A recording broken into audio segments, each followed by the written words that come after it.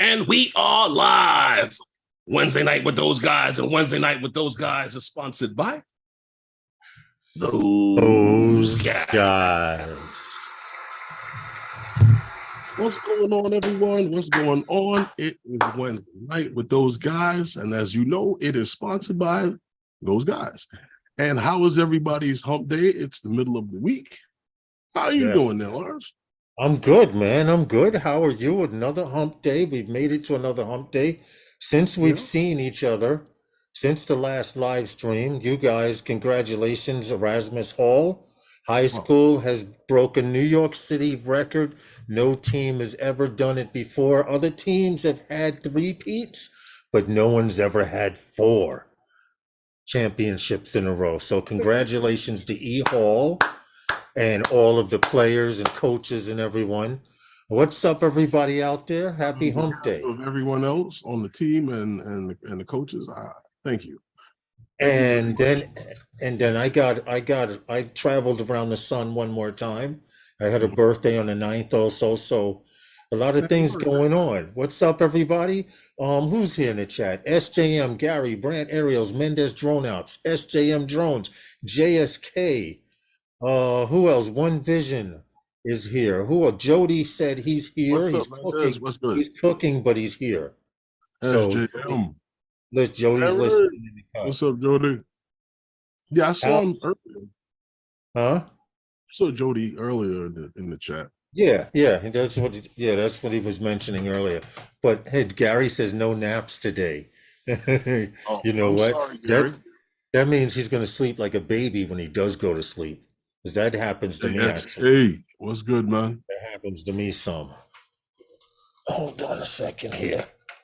Yeah, we got a few things tonight. We got a few things going on tonight. We got a great live stream going on tonight. A couple of things to talk about that's going on within, the little, in the trinket world, and a few things going on in the, mainly some refreshing things going on and a lot of good news tonight. Some in the drone world. And a lot of the stories tonight seem to tie into one another in some way, shape, or form. And we also have, a very big friend of the channel, a very big friend of those guys, a very big friend of the drone community. Mr. Ryan Latourette is going to be joining us in the second half of the show. Yes. To discuss a lot of issues that's going on, the big win in the case Michigan. And things seem to be looking up for the drone community. We're going to, talk about a few things. I know you guys saw him on Ken Herron, but we're going to discuss a few things, how it equates to this side of the country. So, yes, New York, you're going to hear some stuff about New York. You're going to be surprised. Stay tuned, guys. Get your popcorn ready if you feel like it. I don't know if it means anything to anyone, but we have a couple of things here, and some of the things that you guys probably a few of them you already know. So we're just mentioning things, just keep things up on top and share in the community. So Lawrence, how have you been doing today? I was out doing some things, running around because we have to clean up and get out. Guys getting ready for the All-Star game and stuff like that. Okay.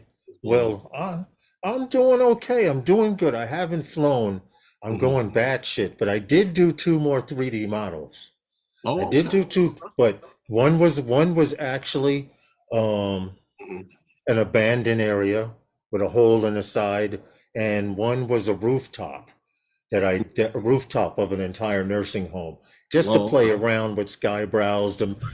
If say they wanted to redo the roof and they needed to know how much flash tar they needed to cover, you could tell them how much square feet and stuff like that. But I'm dying to fly some FPV. But even more so, I'm dying to build a new drone with the O3 unit. And I'm holding off because I have a lot of things. See, a good thing about having your birthday in December is, which is messed up, is people go, oh, I didn't get you for your birthday, I got you for Christmas. Okay, if you have your birthday at any other time of the year, you get your birthday gift, you get your Christmas gift. Me, they kind of skip around, but as a gift to myself, I'm still working on getting that Mavic 3 Classic. So now I have one of 3 choices. Mavic 3 Classic, rebuild an FPV bird with the O3 unit, and or a third project that I was maybe thinking about making an investment somewhere. Well, here's my take on it. If you're gonna buy a drone, I would get the Mavic The Classic. because anybody that has shot with that drone, if drones had actual life and personality, they can act by themselves without you even turning them on, the Air 2S would push it off the shelf at night while it was sleeping. Yeah, I believe it. I believe it. I do believe I'm just it. saying that if anybody that's shot with it will tell you that hard to fly anything else you got in the stable after you start flying. Yeah, I know. I know. I You know. know? But I really do. And the O3 unit, that air unit is only going to put you into more expense. And then once you do it, you're going to say to yourself, you know what? I want to do another one or convert more of my drones over. I know. It's like Pringles. Then, You so just that way I can't don't eat have to one. keep going back and forth on the calibration with the goggles. And then that becomes the X. I know how the drone crying starts. And then calibrating, going back and forth between and then I only fly the one with the air unit because I don't have to put the GoPro on it no more. And you know what? I might as well convert another one. And then a Mavic 3 later, you got half of them converted or redone because the motors on this one, I'm gonna turn this one into a long range, and this one here I want for speed and for. That's exactly what I'm going next through thing you right know now. a Mavic Mini and or I should say Mini 3 and a Mavic 3 down the line. You got all of your drones converted over to this, and then DJI comes out with the 04 unit. Yeah, that's DJI. You can't see. You're not lying about that. Or another set of goggles or something. It's the same thing. Just as and you like those goggles better than the ones that came out in between the ones that came out you had before.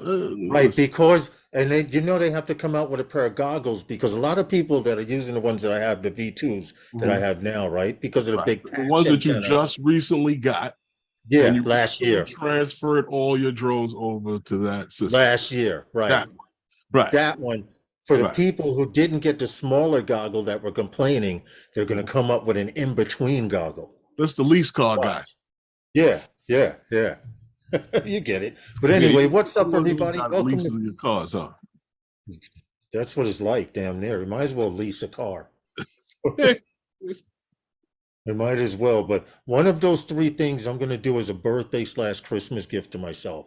I haven't decided yet. I really, really want the Mavic 3 Classic because of the night vision mode. Yeah. The 1-inch sensor and the 360 obstacle avoidance. The which one you getting? The Mavic 3 Classic. Oh, with the 4/3 sensor? Yes. It's 4/3. I said 1-inch. I'm sorry.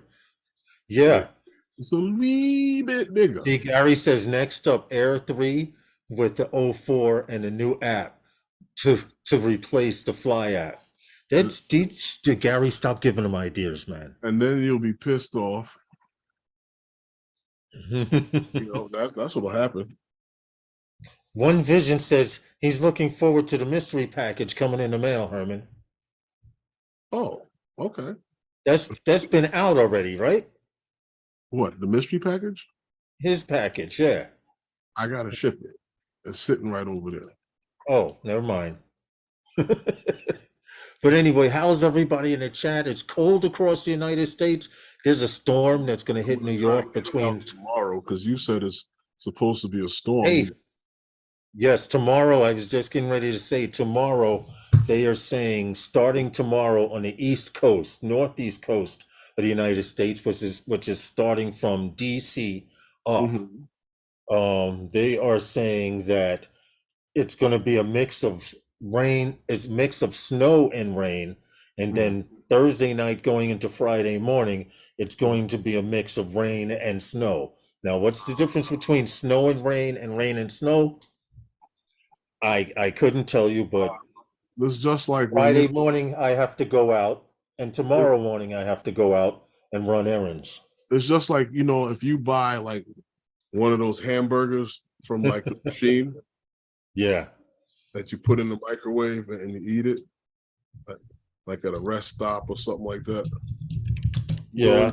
When you look on the ingredients, you see how like ground beef is the like the third ingredient. That means there's not that much ground beef. I know. That's what's That's the scary. difference between the When rain if and they put the snow. word soy before beef, No. That's what they the difference between your rain and snow and rain. okay, I got you. I got you. I got exactly what you're saying now. Okay. But I'm quite sure everybody is familiar with the big release of the new firmware update of the Mavic 3 series. Yeah, I hope they are. Well, I hope it's they are. A few DJI's people put out top of videos. consumer drone, Mhm. right? Yeah, I'm quite sure of that. But you know, like I said, there's an update for it. Supposedly bringing waypoint flight to. Turn sharing on. Oh, I'm sorry. I'm sorry. Yeah, Okay, waypoint go. flight to the Mavic 3 series. So Hmm. there still no SDKs, but we all know why that is. The Enterprise Edition, you're never gonna see mapping or anything with this drone.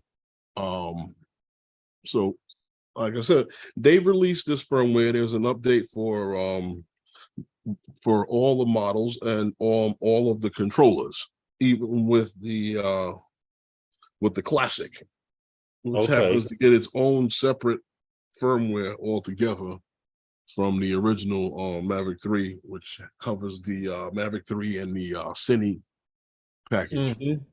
And then the enterprise version. So basically, all 5 versions Right. did And then get the this Enterprise firmware had its update. own update for whatever else that cleared up the bugs and stuff like that it had with it. Okay. But All as I right. was saying, there's still no SDKs for this drone. Look at that. Look at that. I know, right? Blizzards with that. And then you know what's so funny? The people who do Huh. these videos for DJI, they really know exactly how to use the equipment the right way, as everybody else discovers the sweet spot and how to Yes. capture the same type of footage. Hmm. They've done that with almost every drone that they put out.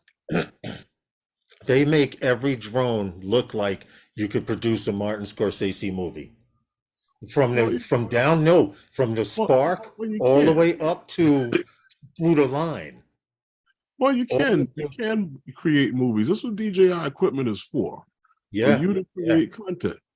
For you guys to get creative out there and do stuff like this. It's not hard. They do have All of this stuff enterprise is easy. for working class, but most of these drones and stuff like that, and their cameras and stuff, are for you to get out and create content, create movies, whatever it may be.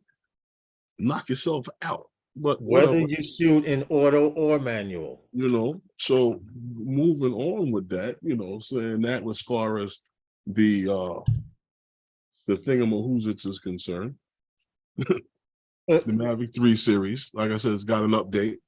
If you Right. guys haven't updated your drone yet, please get out there and do the update. DJI recommends that you do the update, and everyone, I don't have to tell you that if you fly Part 107, that you have to do the updates on your drone. So, Yeah. Yeah. you know, I saw, Well, but you have to do the updates.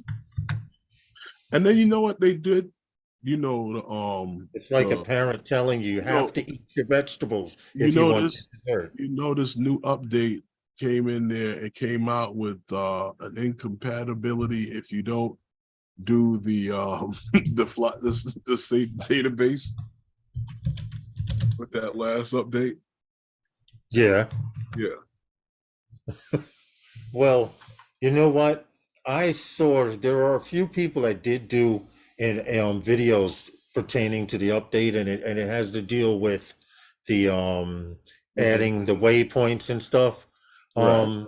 From what I've seen, it's nice. And you mentioned something and chuckled the fact that third parties haven't gotten the SDK files, and such as Lychee or Drone Deploy, Right. so Right. they can come up with their own version of waypoints. No, And so it can do.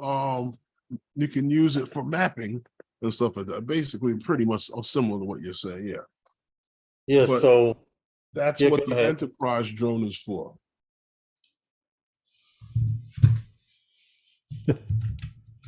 Understand? Yes. Yeah, yeah, man. Yeah.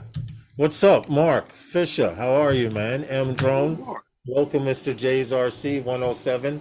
Yeah, right. But that, We have a guest on tonight. If you saw Ken Heron's stream last week, you know Ryan right. Latourette is coming on later on in the last half of the live stream, which we look forward to because there's some news, a lot of good news tonight. Good news about New York City, Well, New Lawrence, York, New York, the state of New York.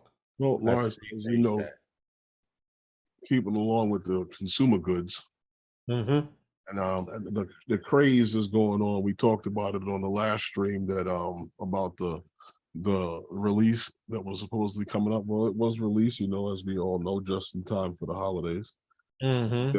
The sub 250 Mini 3, jumped on the scene with this new less expensive version. I don't like the word cheaper, you know. It's less expensive. But she's a little beaut, just like the original, the Pro. But let's move on with this. It is it has the 1/1.3 inch CMOS sensor, right, with the f 1.7 aperture.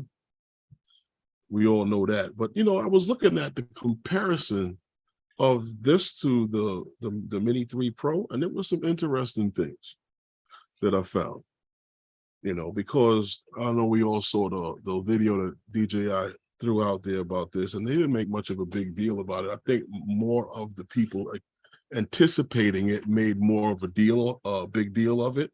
Right. But what this here is 12 megapixel images as opposed to the 48 megapixels with the what's that, the 4-in-1 pixel technology that's used by Mm-hmm. DJI. And you're also looking at 4K 30 frames per second as opposed to the 4K 60 in the Pro. Now, what I really liked about this as opposed to the with the Pro is that, and this was real funny because of I guess I don't know if they marketing this towards the same consumer, but the flight time on this, they have a choice between a 38-minute and a 51-minute battery. And this is coming straight off of DJI's online store. Um, Okay.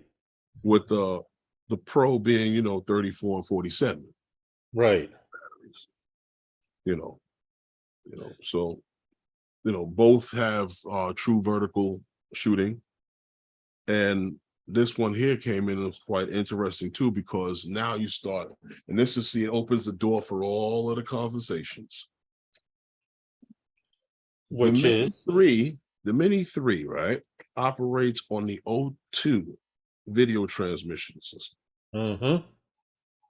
where which up to 10 kilometers or 6.2 miles, or whichever one you want to use, Right. with 720p at 30 frames per second to the controller, the video to the control. Mm-hmm. So with the Mini 3 Pro now being on the O3 video transmission system with up to 12 kilometers or 7.4 miles, whichever one you want to call it, with a 1080p feed at 30 frames per second. Now, both of them giving you 30 frames per second, one at 720 and the other one at 1080. Quite interesting, right? So now, now everybody starts saying, now, can I use my other drones that are on the O2 transmission system on this? Or has that conversation started already? Or am I late to the party on that conversation? I don't know. That's interesting. What do you think? Seriously? I don't know. I know where they're going with this. A lot of people say that the Mini 3, and we're just going to say the Mini 3 was a waste of time coming out with, but it really wasn't, because I seen a rash of people selling their original Mini 1 and their original Mini. The 2. Yeah, and the 2. Yeah, I kind of understood that because everybody likes that controller. Yeah, and it's an upgrade. You're right. Everyone likes that controller. Exactly. Now, they're still moving the RCN1 controller with the model, both models, the Pro and the Mini 3. The thing what I thought interesting is that the pricing, when you look at the Mini 3 with the RC controller, it is $699, and the RC with the Pro is $909. Okay. Decent, some decent little savings there. Well, like what, $200 or something? Yeah, $200. That's nice.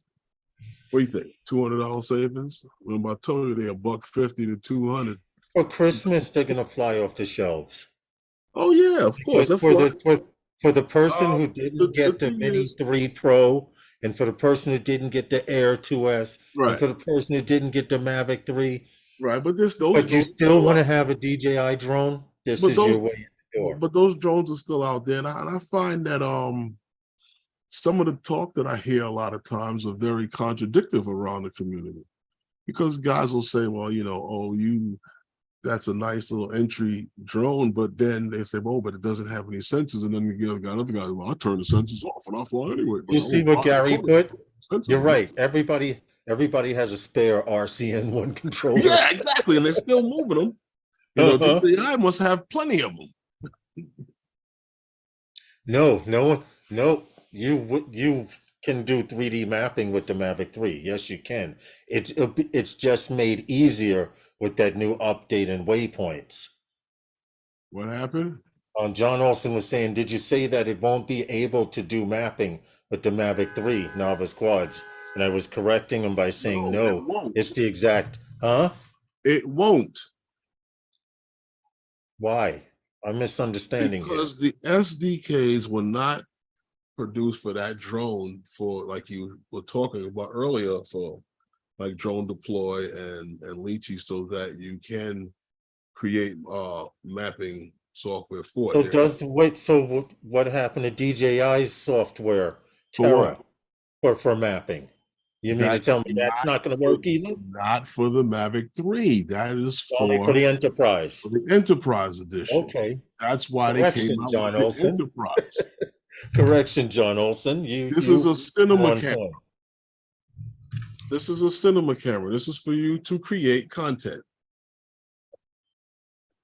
You understand? That's why the other one has the mechanical shutter on it for more accurate shooting of pictures. Okay, I was misunderstanding the whole thing for some reason. Why? I don't know. Well, like I was saying, you save $200. We're going from the Pro to this one with the RC control. Okay. All right, that's what's up. And then with the RCN one, it's $559 as opposed to $759. So you do the math and see what floats your boat. If you want sensors, you want 4K 60. Is the $200 worth more to you for those features? I don't know if it's the batteries.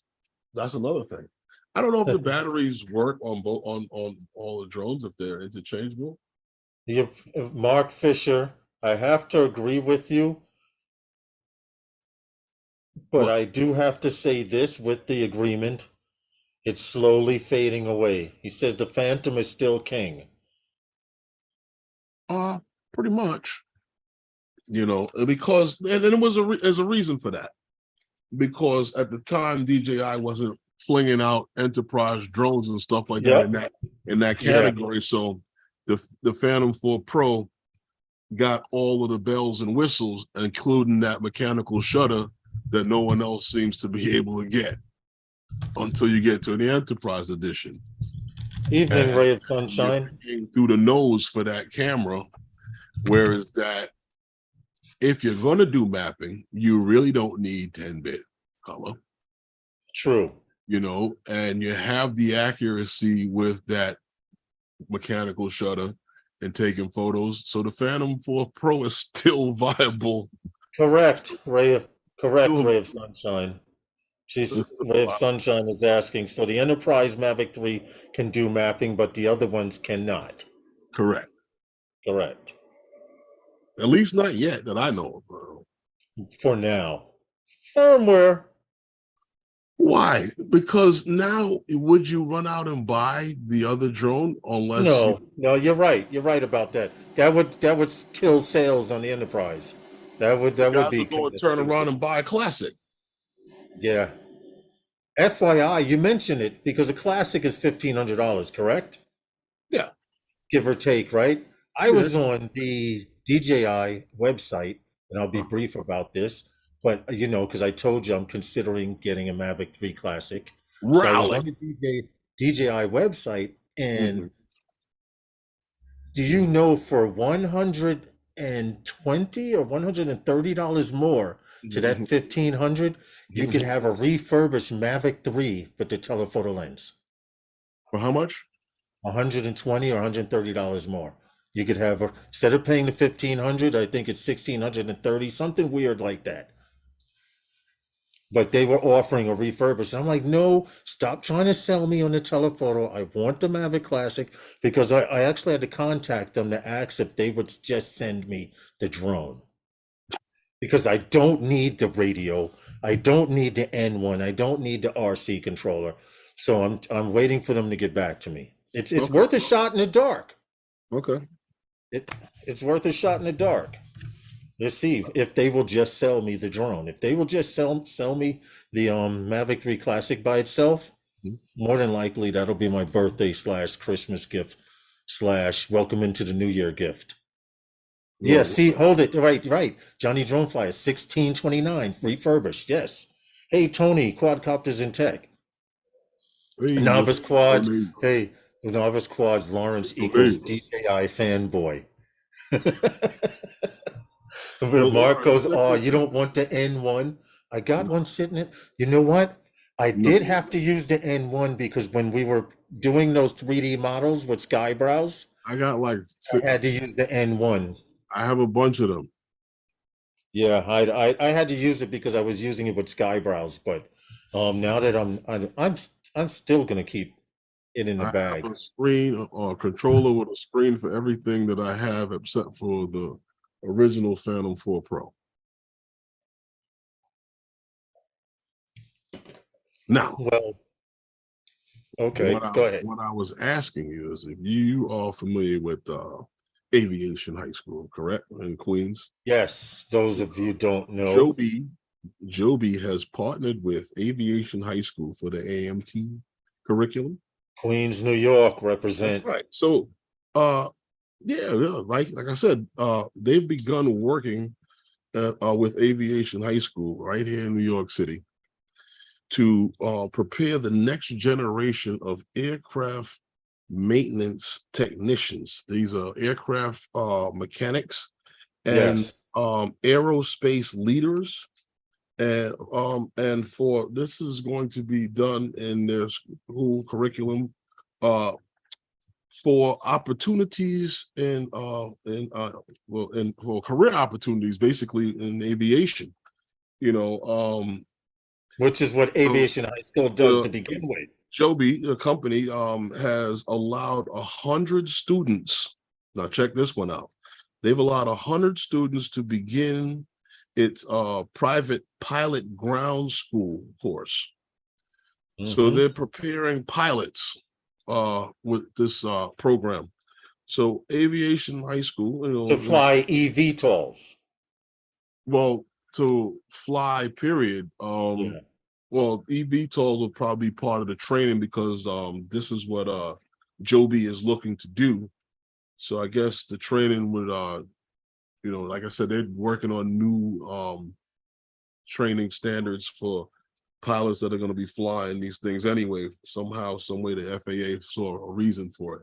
And yeah, these are some of the students over at the school Well, who I are wanted to. in the program. I, Because like I said, it's a tremendous resource, this school, to the community as well as the aviation community, because we said there's your next generation of airplane pilots. mechanics, pilots, and other people who are in the aviation industry that are going to make decisions, not for in the next few years, but later on down the line as things change once again, as far as aviation is concerned.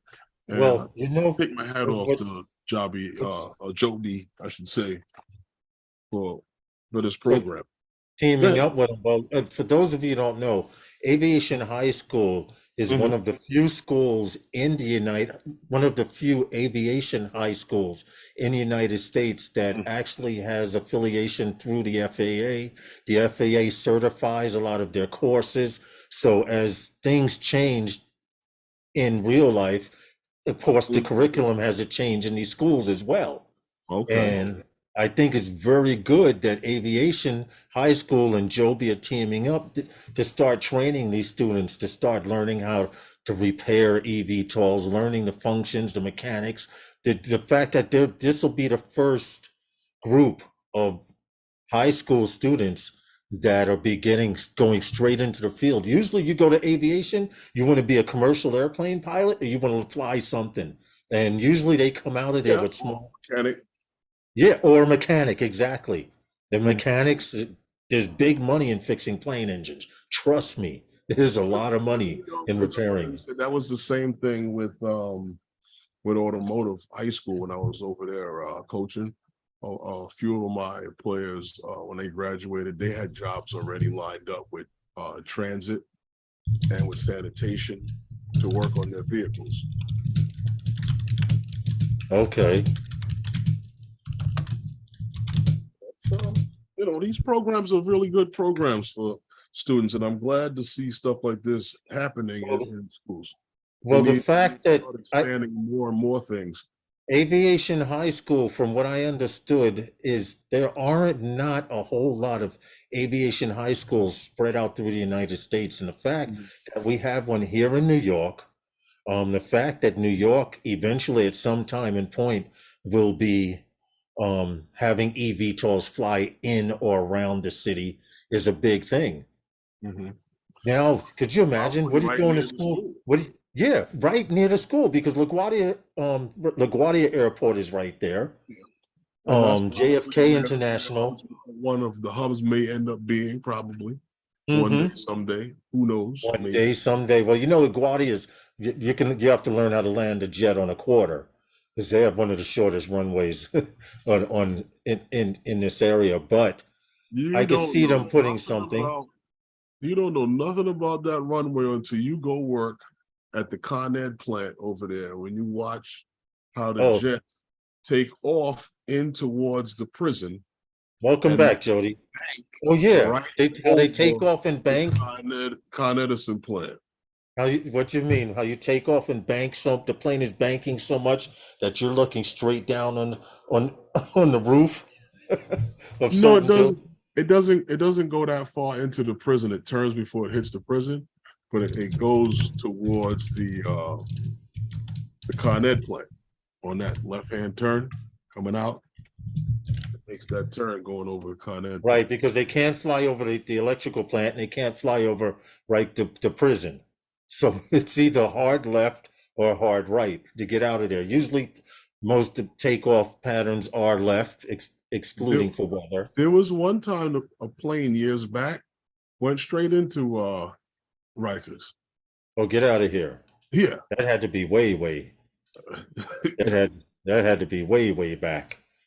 Welcome back, Jody. Anyway, welcome to Wednesday Nights with those guys. Guys, we need to pay homage to our sponsor. Well, you way ahead of the schedule. Oh, maybe not. I'm sorry.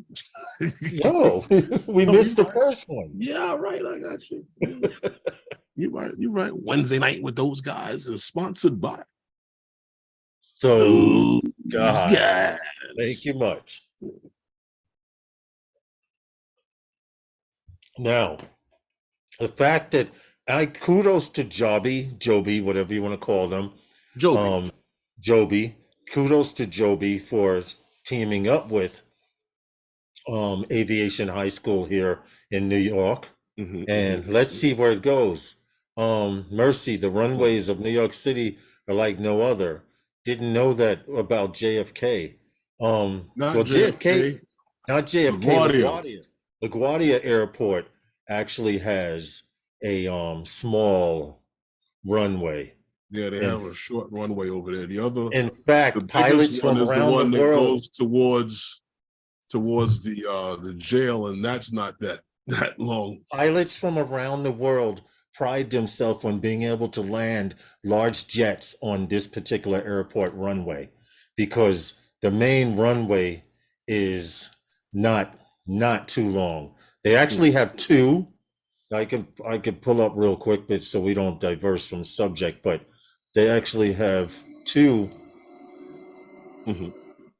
main runways, and these are them right here. This one here, I don't know what happened. No, go ahead. This one here, this is Rikers Island. This is a prison right here, so they can't fly over the prison, and this is a power plant.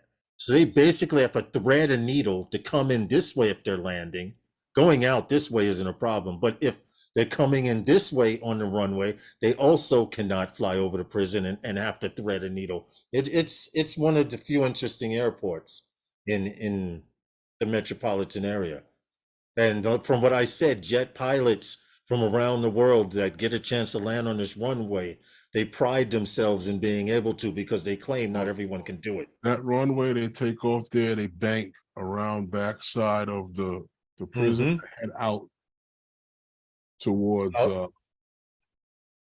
the Con Ed plant. So basically what it's doing from the backside of the prison is doing one of those. Yeah. As soon as it's airborne, it's banking. Yeah. I'm like, that is a terror takeoff from Uncle Bill's Toys. How are you, man? Welcome. And I tell people all the time, I was like, yo, I'll pay the little extra to take off from Kennedy. You know what? I was just 107 Drone said LaGuardia sucks, and I was just typing in the chat. I've never been there. They just redid it. I know they did the whole. They redid the entire airport. Yes, they did. Because explicit. Was good, man. Ex-president was it a couple of back said that it looked like a third world country or whatever. I don't know. It looked like an airport in a third world country. Yeah, I don't know. Anyhow, moving right along.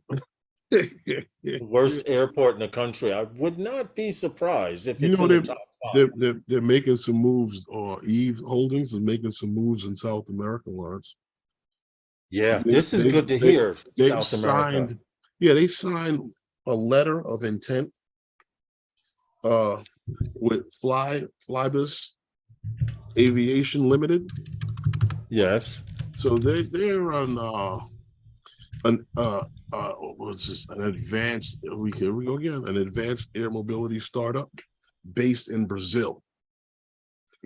And the agreement that they've signed or they have is for a combination or for I should say a collaboration of the development of the eVTOL operations through South America. Okay. And this video kind of shows you what they do and what their plans are. Right. And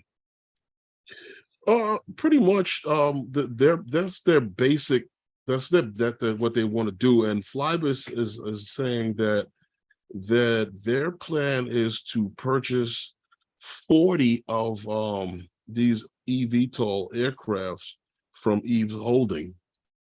Okay. Because after Brazil is starts up the operations, and then once everything is on the go to start up in Brazil, they plan to expand into neighboring countries in South America to expand this as once it's, like I said, once They're trying it's to a go. create a network, Pretty much, a because that, like I said, UTM. that's their main focus, and they're looking to be a main focal point in the development of Eve's ecosystem. You know, Okay. because they're very instrumental in buying, and we talked about this with another company too, of buying these aircraft to sell to someone else to use that is going to provide this service. This is something that a few of these companies are doing. I could see it happening. They want to cover it. From what I'm watching and saw in the video, they're covering all aspects. They want to be able to cover the Right, commuter right. that's going from home or from a local area to the airport. They want to Right, cover right. tourism, and they want to cover taxi, local Local flight. taxi, air Yeah, taxi. local taxi. Well, that's But what local, everyone is trying to do. The point to point, the repetitive point to point air taxi. right? Like the Back. video just showed, you Mhm. want to take an hour and a half or 16 minutes. Guess what?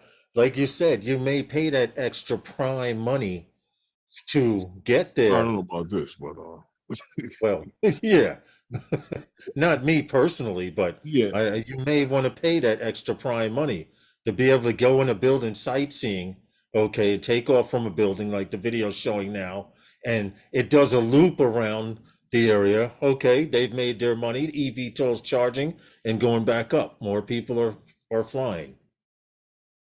But this is okay. happening in South America, and why this story is actually so good is because of the simple fact we know in Asia's locked Hmm. down with eVTOLs. We know pretty much the Well, UK is is it? has an idea of being locked down with eVTOLs. We've heard the United States planning to launch eVTOLs within a certain time frame. They want to do it for the Olympics. Well, they were And all talking about that same time frame.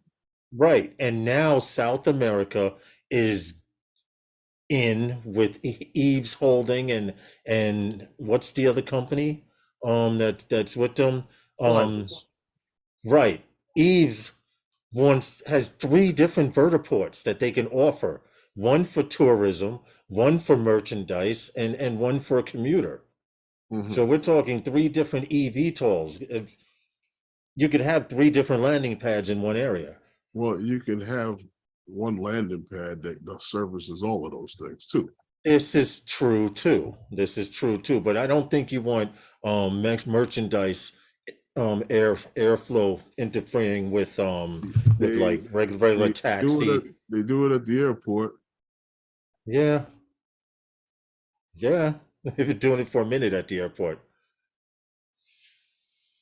But yeah, so Hey, once Bill, again, coast to coast, what's good? that's what's happening with them. And like I said, this whole You just want to fly the world more. advancement of air mobility is something that we've all been talking about, and because everyone's talking about remote ID, and everybody is, I know they're patiently waiting and anticipating, and like that fresh bottle of Heinz ketchup from back in the day, not the new one, the one from back in the day, not the Hmm. new Heinz ketchup. The new Heinz ketchup come right out the bottle. The one Yeah, from back the in the original day, Heinz, you could hold like this. you know, They would show someone holding one like this, and the commercial, they'd sing a 2 minute song, bro. That anticipation, well, they were holding the uh-huh. freaking ketchup. You sharing stuff here, Lawrence?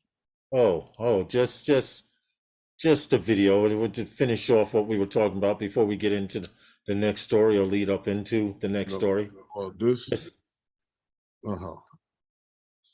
this is Oh, just that's part. what Yeah, this is Flyvis. This Flyers. is part of Eve's Holding. Yeah, that's that they're gonna be purchasing the aircraft from them.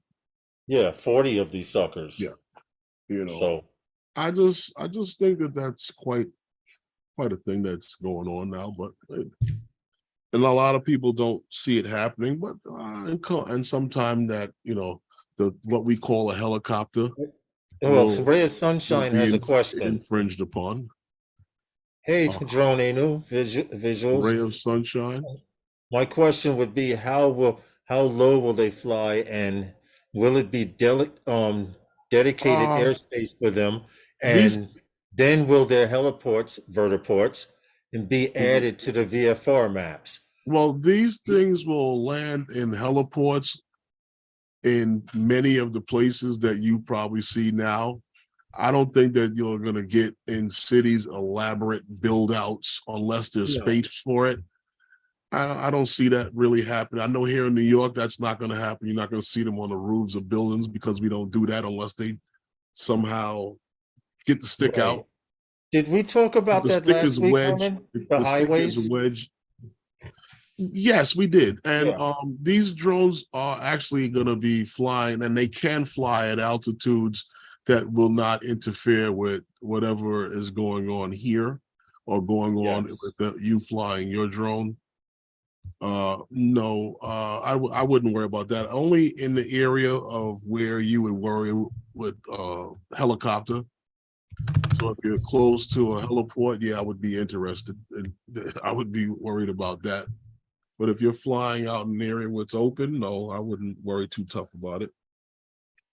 Yeah. At least for now. I mean, don't write it in stone. I don't work for the FAA. I can't tell you exactly how things are going to happen, but from what I'm seeing with the things that is being done, I don't foresee that being an issue. Okay, well, What I to do help you know. out, Ray of Sunshine, just Mhm. a little bit. Real quick and answer to your question. The everything that's going to be in the air drone wise is going to have to fly under something called a UTM, an unmanned traffic management system. I have a video here. You can click this link and click on it and watch it. It explains what a UTM is and how Right. Well, designated airspace. but that's what the remote ID is, the first phase of that. To Yes, be able yes. to operate through these things, you're going to need remote ID. Hey, Charlie, what's good, man? How are you? Some Yes, people yes. believe the final stop is charging, but I don't know. To be able to coexist with drones and stuff like that, you're gonna have to be able to fly in the UTMs. We did a little segment on it on our last live stream on Wednesday. I don't have the time mark, but we did discuss and show a video that actual helicopters that are not drones will actually be able to fly through the airspace. And because of certain towers and certain highways, they'll be able to direct the drones over the flight path of the helicopter or under the flight path of the helicopter Is while the that right? helicopter transverse through one of these corridors. Is that right? Yes, sir. Oh, Really? here's a highlight for you guys. For you guys that Highlight. want to get in, a highlight for you guys special. If you want to get into FPV or you're thinking about getting into FPV, I just started Anytime watching. soon? I'm an old timer. It's been out for a long time. It came out in 2021. But if you have not seen the FPV drone documentary Flow State, and you're considering, this is not a paid endorsement, and you're considering getting into Get it. FPV, Check it out. watch this video. It shows you and Get it. explains a lot about FPV that even FPV pilots didn't know. There was a time they were charging for this video. So click the link now, bookmark it. Get I it. have it set up on my computer right here, If you right didn't get it, get now, it. to show you guys that I'm not BSing. Immediately after the stream, this is what I'll be watching while I'm eating dinner. Okay. Okay, so I got it queued up. I'm ready to hit watch now. I watched the intro to it, but I want to watch it from the beginning without any interruptions. Uh-huh. Yeah, but we need to get on. Check this one out, Lawrence. This one is a mouthful. You ready? The Association for Uncrewed Vehicles Systems International has announced a launch of its drone prepared multi-state initiative. Now check this one out. This, they say, will help lawmakers to prepare for the future increase of drones. Now, in order, you listen to this one, listen carefully to this one. In order to reap economical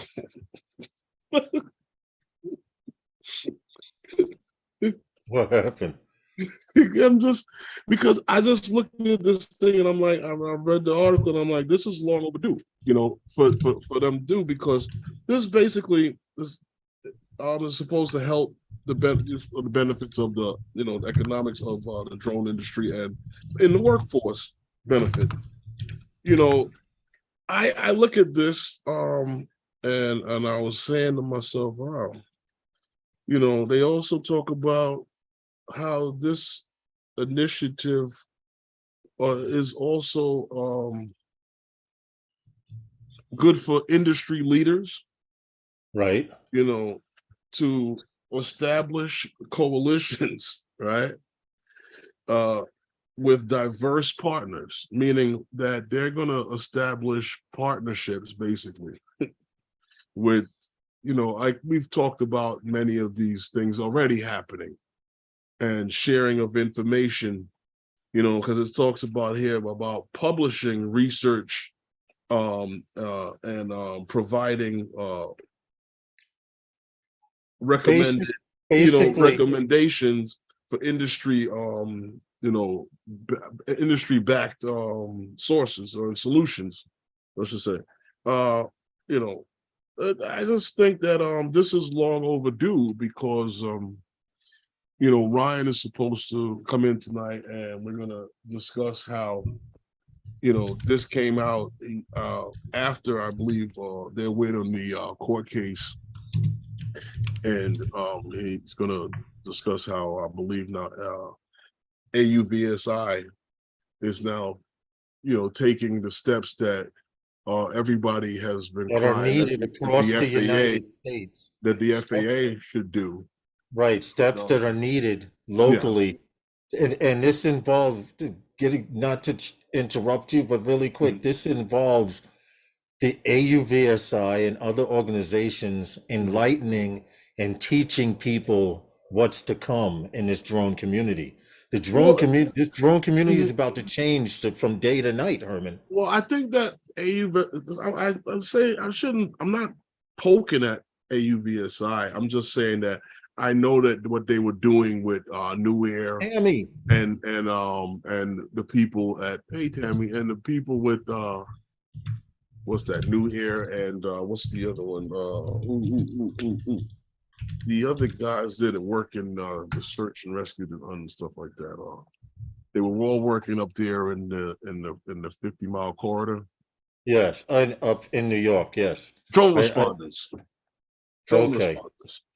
I'm glad you got it because I wouldn't have. With New Air and them up there in the corridor, and the AUVSI was involved, and everybody's got a hand in this. And I think that this may have been in the backworks coming from quite some time, and now it's the right time to do it, because they're talking about since October of this year.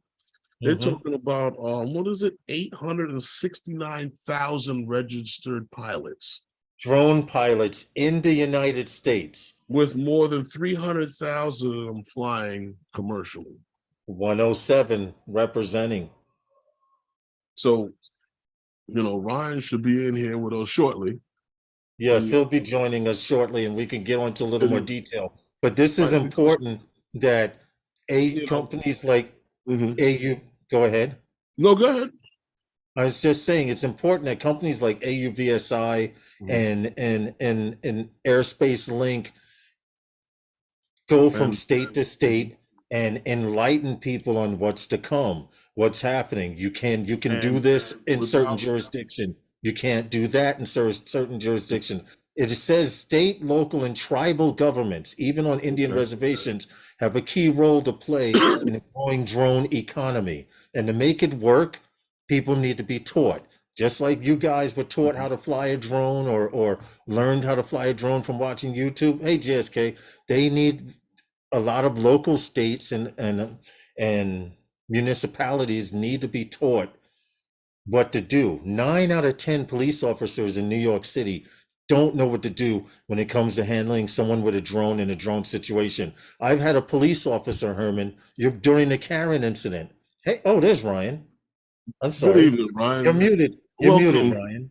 welcome, But Ryan. I've Let's try welcome that. Ryan.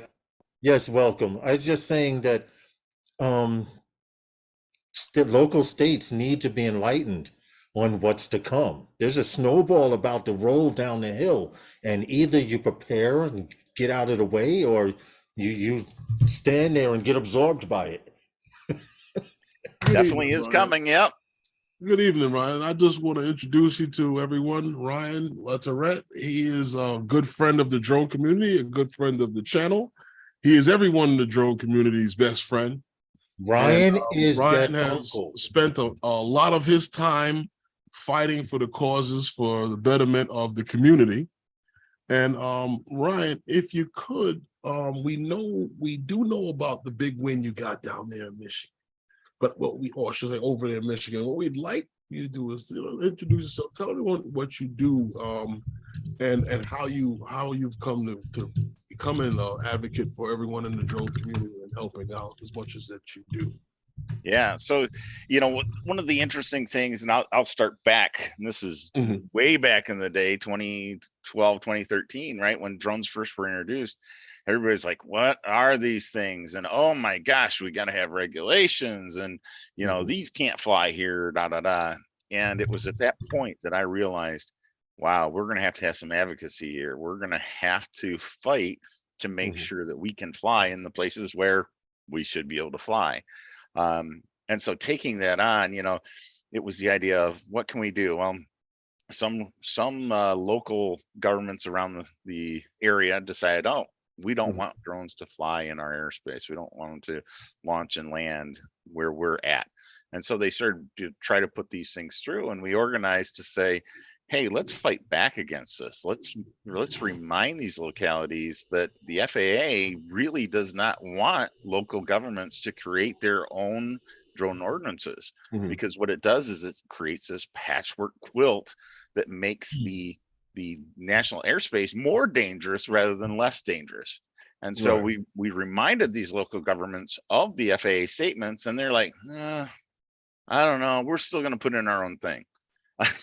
And at that point, some real heavy hitters came through and lobbied for a preemption in state law to disallow local governments from creating or enforcing their own ordinances. And what resulted was the first act that came through, PA 46 of 2016 by Michigan. And hey, we got it in place. And then local governments were still like, we're going to still do our own thing. It's so mind-boggling. But, we said to ourselves, okay, let's start challenging these local governments. Let's make sure that they do follow state law, and we get back to a point where we can fly wherever, it's safe and legal to fly via the FAA standards and via the state. So getting that win in Michigan was one thing. Now we've got, the big win was it is now statewide precedent. No county anywhere in the state of Michigan can do what Genesee County or Ottawa County had tried. And we know that 16 other states have that state preemption. And so we're going to try those states out with the same type of legal challenges that we did in Michigan. Right. Now our attention has to turn, right? And this is where you guys are excited, because we have to turn to all these other states. Mouth is watering. Well, Ryan, I want to ask you this though. You don't think that they'll try to come back with anything? I do. So in a way, Ottawa County has said, hey, we still want to challenge this, and we want to challenge it on the idea of aerial trespass. Well, we know that's not going to fly because, number one, when we're talking aerial, now we're talking FAA. So you're outside of the state's jurisdiction anyway. So even if Ottawa goes to the state legislature and says, hey, we need to prevent this, the state's going to be hand tied, right? They're going to have to say, well, you need to talk to the federal government and let's Right. have things happen up there. Mhm. Otherwise, I don't see any counties challenging it, because when you're going to go against the Court of Appeals judges, it's not going to be good. It's going to cost you. So I think we do have that statewide precedent in place. It's going to be upheld. Nobody's going to touch that. I think they're going to try to work things around. So they may try to use existing regulations that are at the state level. Things like you cannot intentionally interfere with police or fire using your drone. Well, you know, one, intentionally could, you know, intentionally, that's a key word. How are you going to prove that, right? That's a high burden of proof. And we've already had one community that said, well, we're going to make sure that nobody flies near a Christmas parade because our police UAS are going to be flying. And we went to that community and said, that's not a back door around this thing. You cannot make that regulation. It is not a no-fly zone. If you want a no-fly zone, go get a TFR. And they said, well, okay, we're going to change it. We're going to ask people to safely use their UAS. A major difference, right? But it was that idea that, okay, you're going to try to do this, but we're not going to allow it. We aren't going to let you. We're going to come after you if you do it. And they got the hint. Okay. But now, as far as turning towards New York and other states over in New York, New Jersey, how does that work with New York? Because New York, we already have politicians who are trying to keep drones out. They had a drone light show over in Jersey, over Jersey, because they couldn't do it here in New York, and that's because of, you know, New York City, that stick Aviation ordinance. Right now, before you jump on this, that aviation law, which is in effect, says that you cannot fly drones or aircraft in New York within a certain area. And people always say, I always heard you can't fly in New York. And I tell them, if you cannot fly drones in New York, I would have been in jail a long time ago. Right. Well, it's about taking off and landing. Yeah. And you know, that's the thing. It's a 70-year-old law, right? And well, I should say it's a 70-year-old ordinance, because it's not a law. It's New York City. And what they've done is they've tried to apply it to drones. They have attempted prosecution. They were successful in one prosecution, and that's because the person didn't fight back. Anybody who has tried to fight back has won. So, you know, yeah, they're trying to do that to discourage drones. I think their challenge is once they get to a court, if they get an attorney, you know, pressing against them, they're going to lose. Now, what does that mean for you? If you're the one that's got to get the attorney, that's dollars out of your pocket, right? So that's what they're hoping for. Right. And so that's the interest, is that what we want to do is be able to go to the state and say, hey, let's get rid of these local ordinances. Let's put the power at the state level. Let's have the state work with the federal government. And now we have a single unified set of restrictions that a drone operator can follow. I understand. That makes sense. But what do we do here in New York to get New York because Lawrence is dying to help New York get that stick out? Absolutely. So what we've got now. Listen, I know an assemblyman. I'm dying to kick his door in right now. I walk past his office and I tell him, dude, I'm about to come to you with some information. And he's like, yeah, bring it. I'm bringing the heat, Ryan. You bet. So this is the great piece. So now that we've gotten through with Michigan, we have a statewide precedent. And, you know, whenever we're talking about laws, right, when one state creates a law, it usually goes out. No, it's got these tentacles, right? Because they see, hey, that's a pretty decent law. I'm going to borrow that over here. Well, this gets even better because now that we've got the law, it's been through the court. We know that law is solid. It's been, you know, battle tested. So it's in now the law books. So legislators now can go, hey, that absolutely worked. The court agreed with it. This is good law. Let's chase that. Let's put it on our books. So the key with New York, there's nice pieces all around you guys as precedent. So the first one is obviously Michigan. We've got the law. We've got it tested, battle tested in court. That's one piece. Pennsylvania has the preemption law as well. Okay. New Jersey has the preemption law as well. So New York State is surrounded by these states that already have these preemption laws in place. So we know that they work. We don't see any increases in terms of, challenging safety situations of drones in these other states. New York, hey, follow suit. Let's go. So what we now need to do is take this over to a grassroots effort. I can tell you that AUVSI, which is a huge conglomerate of all unmanned aerial things, right? Nice segue we led into you. So they've led into this and said, hey, wait, we got it in Michigan. Let's start spreading this out nationally. So they're on board with it. They're going to start using their lobby power to make this happen. I'm looking at this going, hey, it's great that we want to work with lobbyists, but we got people, right? We got a ton of operators who are very interested in having this happen.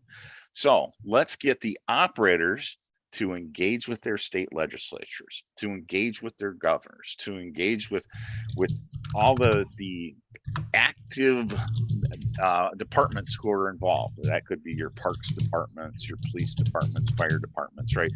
Get them on board with the idea that if we get a preemption clause in our state, it's going to help increase safety, not decrease safety. Right. So that makes sense. Herman, what I've done is I sent you a little letter, right? I put it in your messenger. Okay. And it has kind of a form template, right? That we're going to go through and everybody, we're asking everybody, engage your state legislator, engage your state senator, representative, seek out your governor, involve your local first responder departments. Ask them to start lobbying for this. And the letter itself is one, you're going to want to introduce who you are, right? I'm so-and-so, here's what, I like to do with drones. If you're a Part 107 operator, you're going to be saying, this is my livelihood, right? This is money for keeping, people fed. This helps create jobs. This also is tax revenue for the state, right? Those are big keys. So commerce, interstate commerce as well. If you're a hobbyist, what you're going to be focusing on is the same thing in terms of, hey, I'm spending my money, right? I have trouble spending my money to travel across the state of New York, not knowing whether I can fly legally in this county or this city. So I'm probably going to be predisposed to going to Pennsylvania, going to New Jersey, going to someplace where I know I can step in basically anywhere. And wow, I want to get a shot of that. I'm going to get my drone up and enjoy my time, right? So if I'm saying that to a legislator, they're going, well, wait a minute, we want that money to stay in our state. That's tax dollars. And so that's kind of the avenue that we're pressing with them. And then at the same time, to me, it's numbers. The more people that are doing this, the more likely your legislature is going to listen. And if they already have the facts in place, hey, we're seeing this in New York, or I'm saying we're seeing this in Michigan, we're seeing this in Pennsylvania, why don't we have it in New York? They're going to feel like they're behind.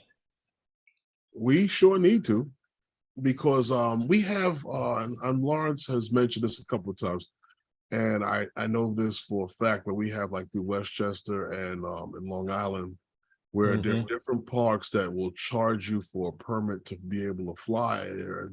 Or Long Island, yes. In their park. And I'm like, are you kidding me? Yeah. And that what's interesting about that, right, is that it's like they're absorbing the dollars for themselves. Right. So if you're telling the state legislature, oh yeah, New York City's getting all this cash. then the legislature is going to go, oh, wait a minute. I could Yeah. probably have a drone permit for the entire state. And now, you know, I Mhm. collect $10 and, you know, New York City doesn't get to hoard all of that. Yeah, well, that's happened in different counties. Yeah. You know, that's different counties that are doing it. So I think that Yeah. that's crazy. Yeah. So And this great this example, stormwater, what is it? Rockland County, or is it Rockland or Rockford? You know, if you fly Rockland, a yeah. drone, Rockland, yeah. So if you fly a drone there, one, if you don't have permission from their government entity, you're on the hook for a potential fine of $250 up to $1,000 plus a year in jail just for flying a drone. so why don't they just arrest the people as they come out of Best Buy with them? Because that's the intent that they're Right. doing. They're selling them in that. Exactly. That's the intent. And then why don't you arrest the manager of Best Buy for Aiding and collusion abetting. and conspiracy, aiding and abetting? This is it can get dumb. Yeah, and what's interesting, you know, if you look at Rockland's ordinance, right, they specify exactly why they went about putting that ordinance in place. And what they Really? said was, they acknowledged that there was a drone incident in South Carolina where somebody dropped drugs at a prison. Well, hello, is it legal to drop drugs at a prison with anything other than a drone? Could you just drop by and go, oh, I'm gonna throw drugs right up over the fence, and that's legal? No, it's not. So why do you need to Right. specify a particular vehicle for that crime? It's already a Right. crime. Yeah, Exactly. That's like if I robbed a bank with a red sports car. So now we have a problem with red sports cars. Yeah. Pretty much. And the problem is, if you do that, right? So let's say you legislate, hey, we can't rob banks with red sports cars. Then there's going to be a criminal that comes along and goes, oh, I didn't violate your ordinance. I robbed it with a red and white sports car. Right? That you create those loopholes when you try to get down to this nitty gritty. No, you keep it very broad. When you get too bright. Yep. Yeah, that's always the case. That's always the case. I just look at this whole thing with that win in Michigan, and I'm like, I said, wow, we got it. You know, the gentleman in Louisiana, that case, you know that was on the upside. There was another case you had here in New York, and at one point you were saying that you were Fort Hamilton. We cannot mention names, but we can mention at the the point incident. of requesting some information from them, and on whether or not there was, I guess, was it tampering with the drone, or was the drone still in state or whatever? Yeah, there was something going on with that. You know, so that one's been an ongoing interest. We put through a FOIA request back in April to ask for records. Right. Now, one, we already have all the records. I know we have the records, right? I got them in my files. What I don't have are the records that Fort Hamilton themselves wrote. So, you know, we're kind of interested in those to match things up. But they have 20 business days in order to respond to a request. It's now mid-December. I still don't have any records from them.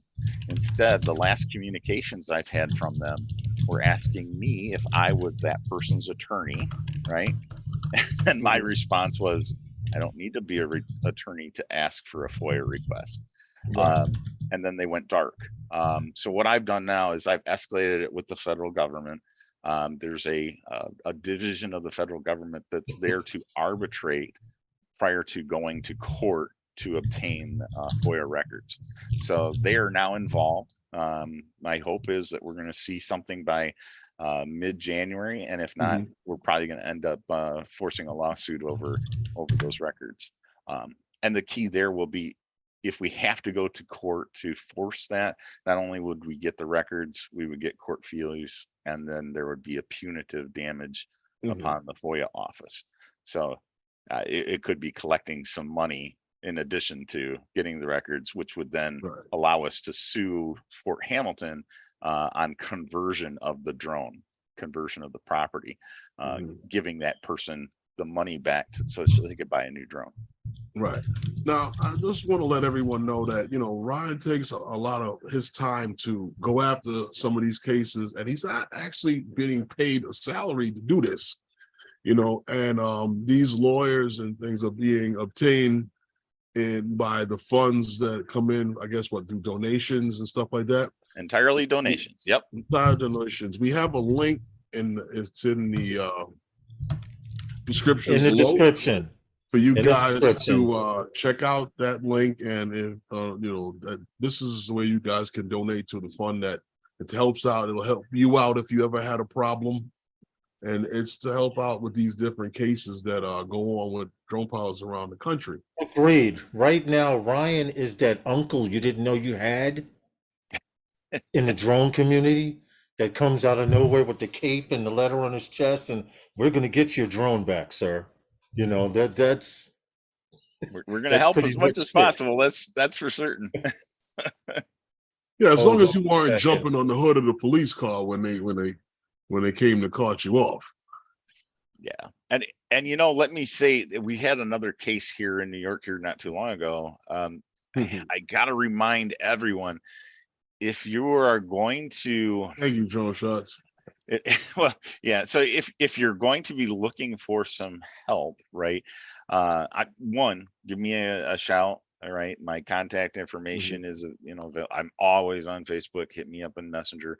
But when you do get that advice, right, start thinking about how to heed that advice. In this one case, gave the information to this person, and then they went out and did something in the contrary that kind of blew their case a little bit. It's going to end up costing them money because Can I just interrupt for 1 second, Ryan? I want to say Ryan is on Facebook. He asked to hit him up. Don't ask him, can I fly in this park? There's aircraft flying over at 200 feet. No, serious, please. I get those questions too. I'm happy. I know you do. I know. That's why I mentioned that. But I mean, I'm sure you're willing to help out as much as possible, but there's that one person that'll be up at 3 a.m. in the morning and be like, I plan on flying at so-and-so naval base tomorrow, damn it. Now I want to know how high I can fly, and Brian should know. I'll try to help you out as much as possible. Anyway. Hey, Ray Kelly, what's up? But Ryan, getting back to the New York thing, as you know, we've been for a long time. You've been saying, hold on, we're a state over, we're in Jersey. Thanks, guys, for timing out that bot. There's, you're over in Jersey, and now you finally send Herman a form where we can get started. And I'm seriously, when I was talking to an assemblyman, I'm like, look, I'm a local drone pilot. I'm registered, I'm licensed, Heart 107, blah, blah, blah. I've been flying on this beach for 6 years. There are people who are advocates for drones, and this would be a great way to help New York become one of these states that are drone friendly. And I pointed out the aggravation law to him.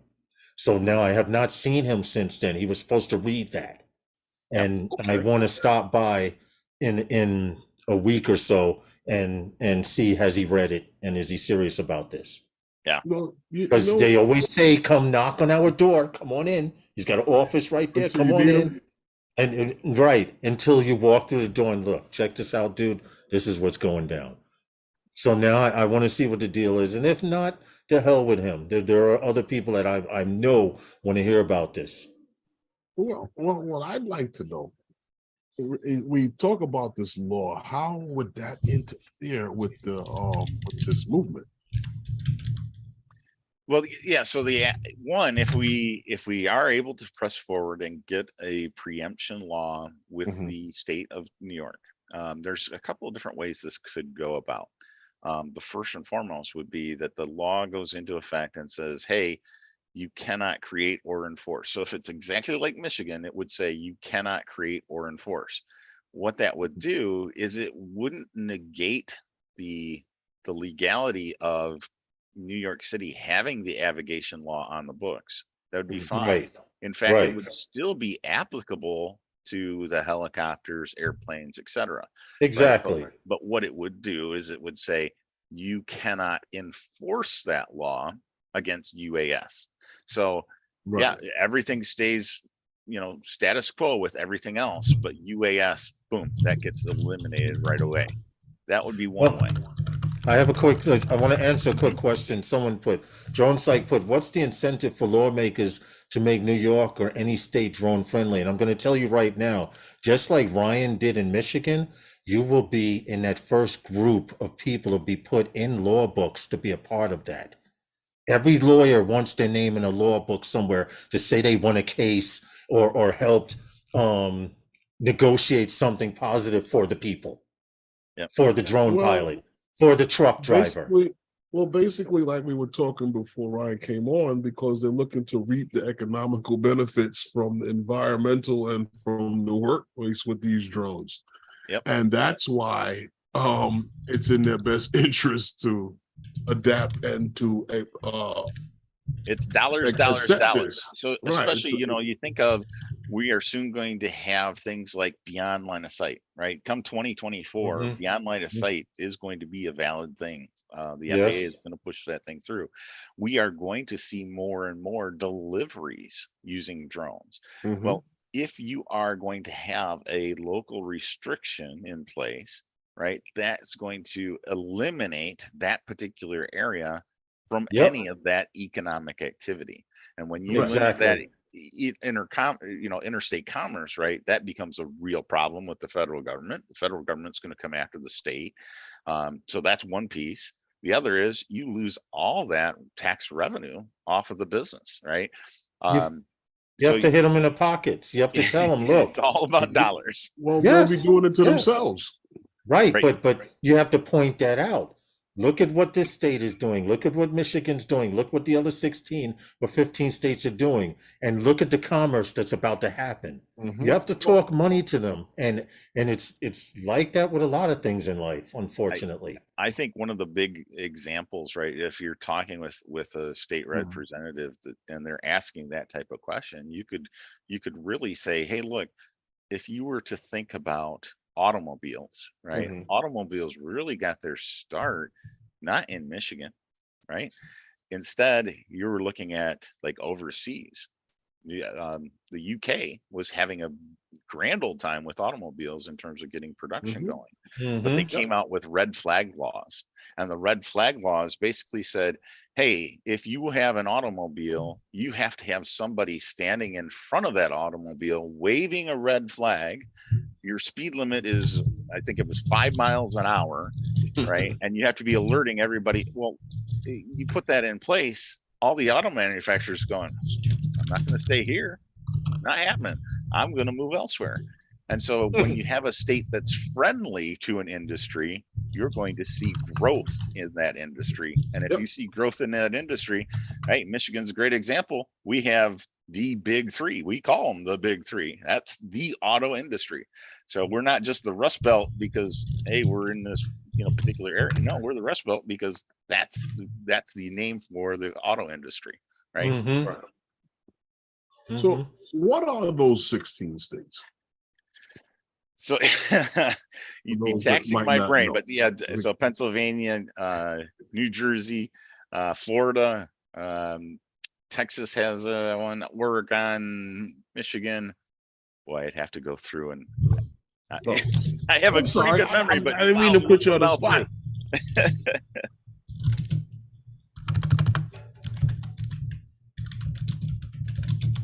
I'm sorry. New York needs lots of questions coming through, huh?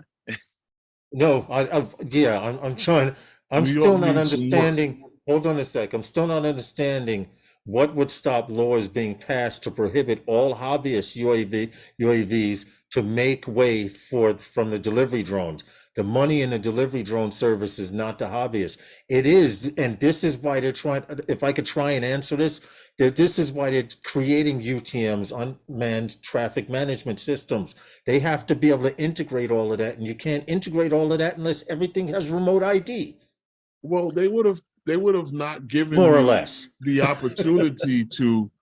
From what I understand, how the management systems are planned to work, from what I've seen, they wouldn't have given you the opportunity to be involved in remote ID if they were going to wipe it out completely. They want to be able to identify what's operating in the airspace. I'll step it up to say this, right? Do you have an NFL if you don't have high school football? Right?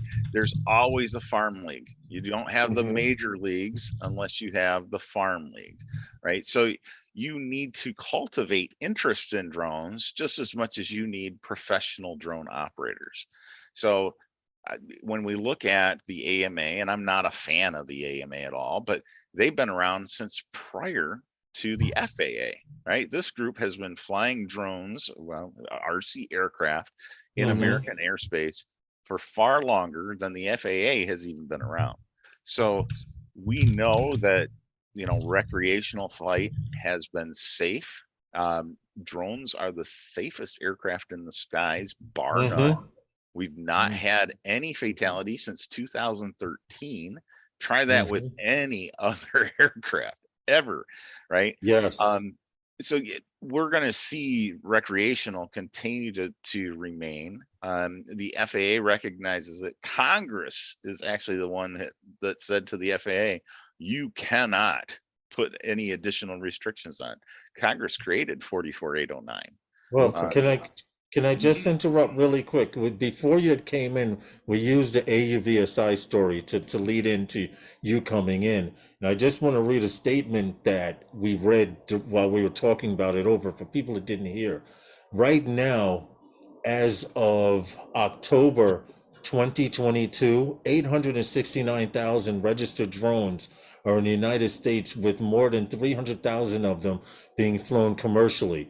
Now, it's expected by 2025, the operation of drones is expected to reach 2.49 million. And we're just talking hobbyists and 107 pilots, not to mention eVTOLs and all the other stuff that's out there. That's a large number. Yeah, and AUVSI took old numbers on that one. Yes, right? yes, there yes. are They're being 1.7 modest. million right now. They're being modest registered about it. Yes. Yeah. Oh yeah. They're being very modest about it. Because the numbers that DJI shared a couple of years back, well, a little over a year ago, was some impressive numbers too. With the amount of flights, time. Yeah, a lot of flight time.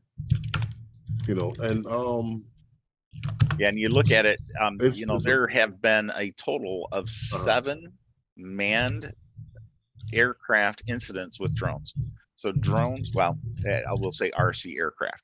So unmanned aircraft having mid-air collisions with manned aircraft has happened a confirmed 7 times in the United States of America over the course of the last 10 years. Now, how many of those have had major fatalities or serious injuries? 0. So, when we talk about integrating drones into the airspace, we've done that, and we've done that safely, and it continues to happen that way. Well, what I wanted to ask you is that those accidents that you mentioned, does that include the one where the police ran into their own drone? Yep. Yep. Okay. Good. Because people have a way of counting things except for what they did. Right. Because I know up in Canada they did it twice. Yeah. Leave it to the Canadians, right? Yeah, they did. I don't know. Well, the best YouTube channels are in Canada, so it kind of balances out. No, I mean, it includes like the Red Bull race down in California, right? The Baja California area. And the helicopter was like at 20 feet off the ground, if that. I know. And granted, the drone operator was in the wrong. He was flying beyond line of sight, but there was no coordination between the two. And why the hell do we need a helicopter at 20 feet when you can have a drone at 20 feet and the helicopter at 100? Ryan, Herman and I were flying at Pebble Beach. It's an area where Lance allows you to take off, but because of the helicopter traffic, you have to have a spotter and situational awareness. To the extent this helicopter pilot, it's rumored that here in New York, if you tip the helicopter pilot a few extra dollars, he will fly in places where he's not supposed to. And I actually have video footage of him hovering over Brooklyn Bridge Park at about 75 feet above the water, strafing sideways, catching a train going across the train bridge. And Herman and I heeded to him and landed and things like that. But these are just things that we need to work out a little better, because we got picked up on what is it? Aeroscope, right, Aeroscope. Herman? We Yeah. got picked up on Aeroscope. The Parks Department guy came over to us. He was quite nice. We picked you guys up. Could you bring your drones down? Which we did. We complied. And he showed me a picture of 2 radar bleeps on a hill where exactly where we were standing, where they took a snapshot. And that's how he was able to come to us. But I was like, what about this guy in the helicopter that was just flying 75 feet above tourists? You know, he says, well, there's a heliport over here and there's a heliport over there, which we knew he was wrong, completely wrong about. Okay, but we heeded and we packed up and we left. Yeah. How do you help people in situations like that? What do you tell people? Yeah. So When I they're mean, told you can't fly in New York, Right. Lance gives you authorization. You can take off and fly in the spot. It is perfectly legal, and we're doing everything by the book. Yep. What do you And do? that's where I think, one, you did the right thing. You know, you don't want to create a situation right there. So if you had pressed that with that person, it probably would have gotten ugly, right? And that could lead to you getting into really deep trouble.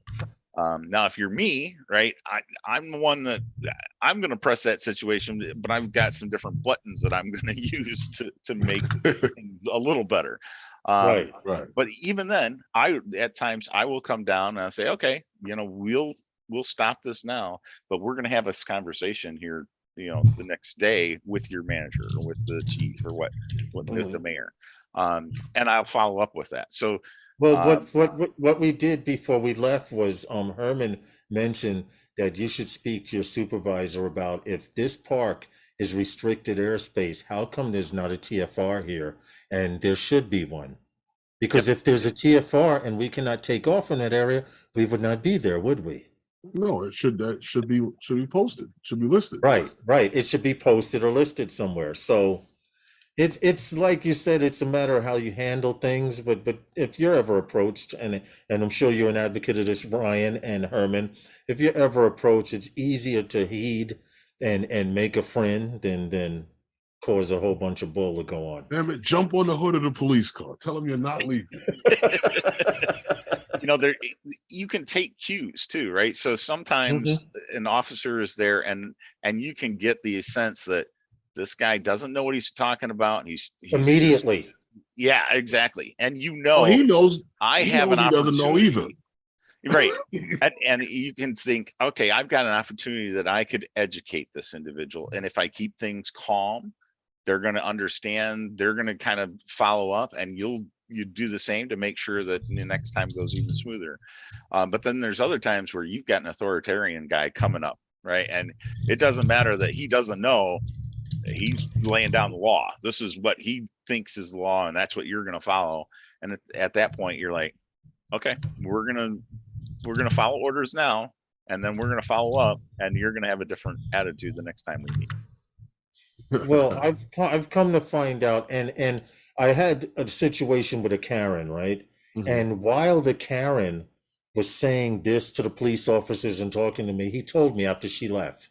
It was a very good situation. Nothing happened. She just got pissed and said, "Oh, you police officers don't do your job."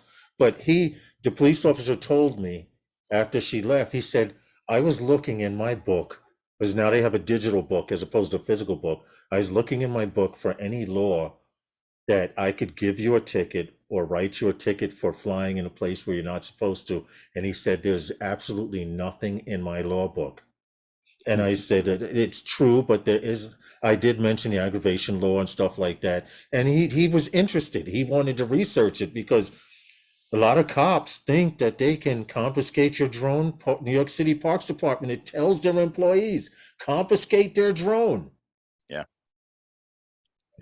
So It pays to know a little bit of what you're talking, a whole lot of what you're talking about when in certain situations, and keep a cool head. Yeah, and you know, sometimes, and I get approached by Karens, I think it's fun to press their buttons even further because they get ramped up so much that if they do call an authority, right, the authorities come in and they go, this person is nuts. What do you have to say? Because I'm interested. I mean, you are saying whatever you're doing, we're okay with. Or she or he, no, that guy's a total lunatic. So sometimes it's good to press their buttons a little bit. Okay, all right. I the views and opinions heard tonight are not necessarily the views and opinions of everyone on the panel and or in the chat. That covers everyone's behind tonight, Ryan. Ryan, this form you sent me, this needs to be in the hands of who? Like every drone pilot that I know? Every drone pilot you can think of. And who would they take it to? An assemblyman, send it to a governor, try to get it to the mayor's office, the local anybody that has something to do with law. At this point, no, I would say anybody who's a drone operator, right? And that could include things like there are police and fire that do drone operations as part of their department. New York City has a very large drone community. Exactly. I mean, the fire department. They need to do it. You know, anybody there, let's get it to all the assemblymen, all the state senators.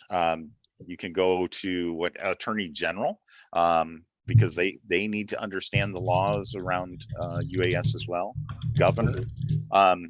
Sometimes you'll have committees, and I haven't looked at the state of New York, but you know, Michigan has a UAS committee, right? So I would definitely involve them in that too.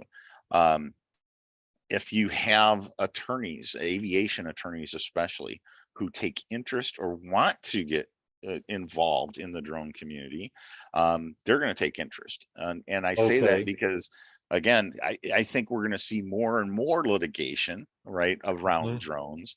So we want attorneys to be there and understanding drone laws and on our behalf. And if they're getting their fingers in now, it's early, they're on our side. Right. And like someone mentioned earlier, what would be the benefit of people trying to get on the boat early, or lawyers getting involved in this? And like I mentioned, you yourself helped get a law case written into law books pertaining to drones. And now other judges across the country are going to say, let's see if there are any laws pertaining to drones across the country. And guess what state's going to come up? Michigan and all these other states that are advocating for it. You know, I get contacts from lawyers in other states, and hey, you know, tell me a little bit more about this case. Tell me a little bit more about the law. And do we have a link for this chat? Yes, One Vision. There's a share button. I will put the code here. Sorry, Ryan. No problem. Oh, okay, yeah. But yeah, so also, the attorneys elsewhere are very interested. One, because if they encounter a similar situation, right? Hey, my client got arrested for flying a drone. How did you guys handle it? What did you have to do to get them out of this? Thank you, Lawrence. Or, you know, it's all those types of information that help them in terms of doing their job, even though it's a different state, right? They can't practice in Michigan. The laws in Michigan aren't necessarily applicable to their state. Right. They can start to see the logic, right? They start to see the spirit and be able to infuse that into their own legal situation. Well, like I said, I'm going to get a copy from Herman. I have a printer here. If you fly drones, fill out the information, do what you have to do to get it done. Is there an address or someplace you have to send this form? Each individual representative is going to have their own address. So, you know, that's not something I'm going to be able to find out. I could. No, I'm saying this letter, if I were to fill it out today, is there some place we take it to or mail it to, or you'd mail it directly to your councilman or governor, or what have you? Gotcha. Say no more. Find out their address and get it over to so them. basically, find out their address. I'm going to Assemblyman's door and going bam on his desk. So basically, what he's saying you should do is that if you get the letter, make a couple of copies of it, fill it out, and send it out to many different people. People are already asking in the chat your congressmen, the governors, your mayors, stuff like that. Yes. Exactly. Yes. Yeah. See, that's how you get it, Ryan. You're a godsend to the drone community, man. I really hope that at some time and point in the future that you get to come through New York, so me, you, and Herman can break bread and just talk drone, but not really talk drone. We will Yep. be posted in a couple of the drone groups. Yes. I was yes. anticipating that I would have been there this past month, because typically that's when they have that drone conference, and they didn't have it this year, so I didn't come. But yeah, we'll hopefully change that around this next year. Okay. Okay. Thank you, Ryan. I have it right here. See? There you go. To the Yep. printer. I to the said printer. I said To the I said printer that. it goes.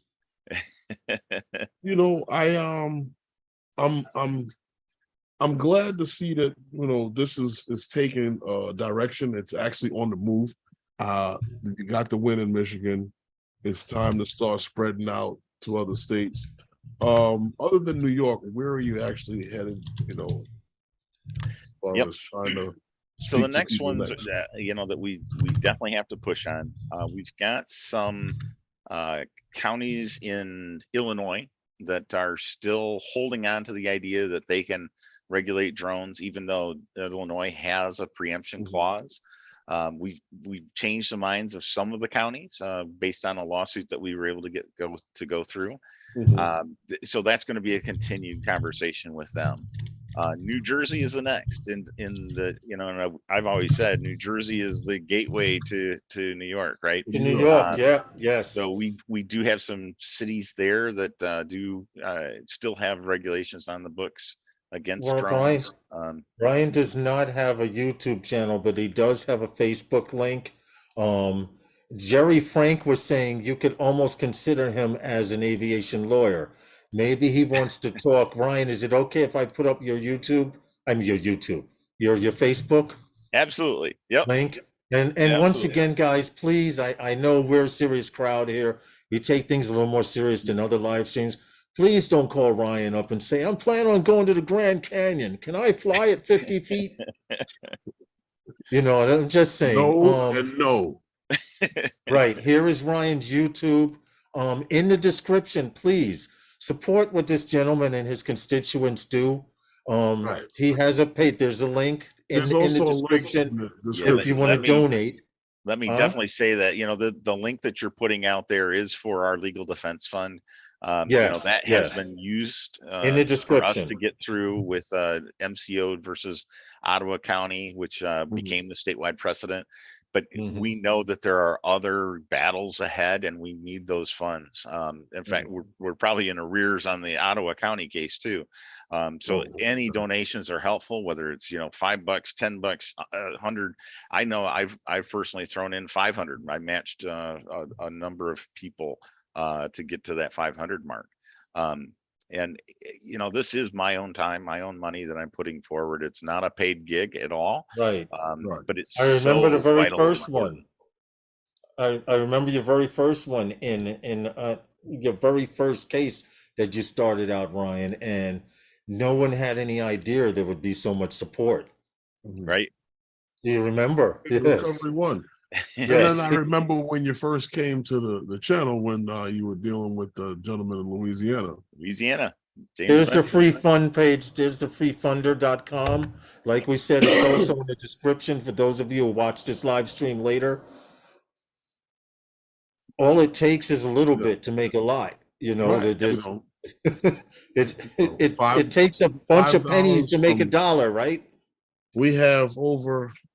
Agreed. Jerry Frank says we need Elon Musk. 869,000 registered drone pilots across the United States. If half of those drone pilots gave in, I gave $5. Can you imagine? $5, we could fight every case. Imagine what you could do with that kind of money, right? Jerry Frank says Elon Musk needs to make a donation. Here. I agree with that. Yeah, you're damn right about that.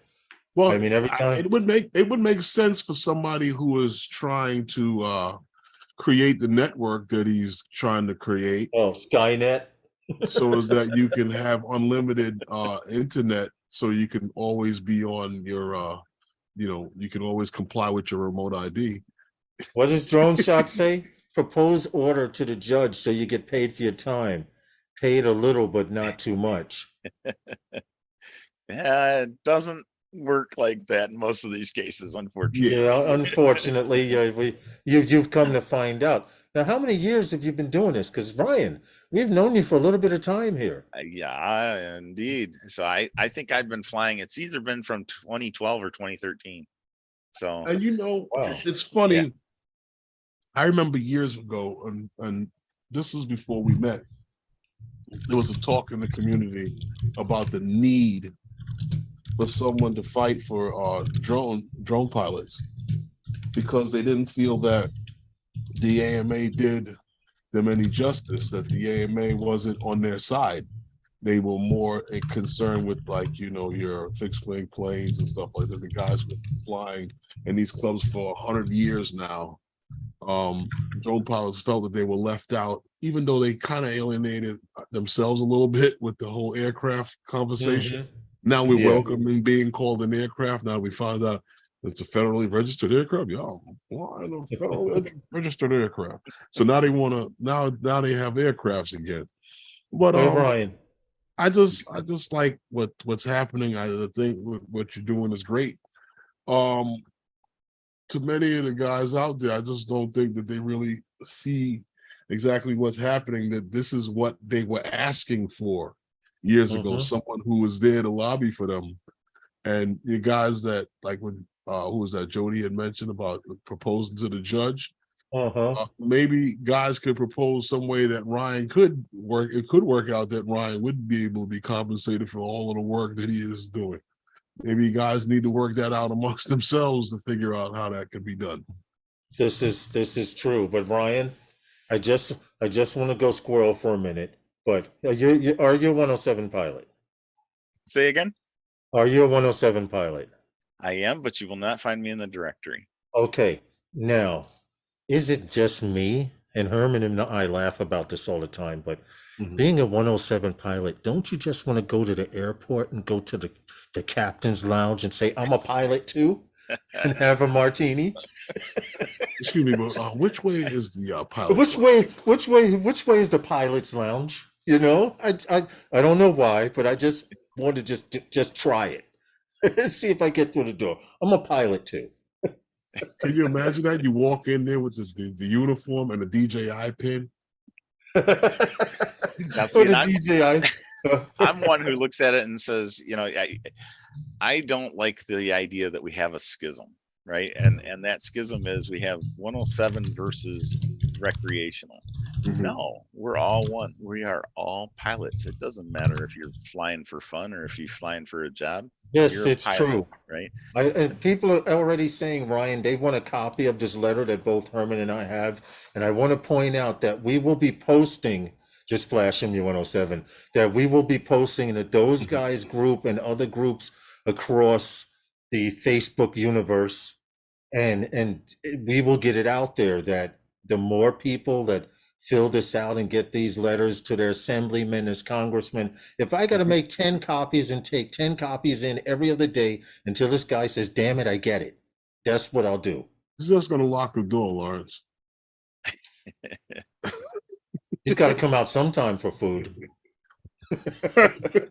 Eventually, We will make sure you guys, if you're not in the Those Guys group, we will pin it there. Well, I'm actually, we'll post it in a couple of the groups. yes, we're going to post it in more than Those Guys group, but pretty much I just want to say we will probably pin it in Those Guys. There's a So lot if of you need to guys make a in- copy. There's a lot of guys in 5 boroughs. Yes. Enough guys Yes. over there to make a noise. There's some. Yes, enough so guys here's over the there to make book. noise. Here's And I will tell exactly, you, Jerry. the way I wrote this is not such that you don't have to be in New York, right? So if you are in a Right. state that doesn't have preemption, use this letter. Go Start get it, your start it. congressman. Go, you're probably going to have to make an adjustment to say, hey, I'm I don't know, Arizona, right? Well, you don't Right. have, Right. you aren't surrounded by those other states, but you can still use those other states to make the qualification of, here's the facts, you know, other And states there have are already got 16 this, you can too. states, and there are currently 16 states. Hopefully, New York will be 17 or 18 in this list of Yeah, there's preemptive law 17, right? states. Yep. So, Michigan's the right. first, 16 others. So so you're competing to get to number 18. I think Colorado is going to be number 18. So try to beat Colorado. Look, Okay. listen, we for years we've been telling you, Let's get get us the it. information we need, and you were like, hold on, my hands are busy, hold on. So now you've got us started. We've Let's got the get ball it. rolling, and we made it very clear, Ryan, that both Herman and I wanted to be advocates here or start the ball rolling here in New York. And you've always kept in touch with us, let us know what's going on with cases. All lawyers work with the courts, and most of them sell you out. Well, not necessarily. Right now, right You about getting thrown now, out on cases. right now, I'm in a state of mind that I could go past this assemblyman tomorrow because I have to go to the bank, Mhm. and I have a printer here.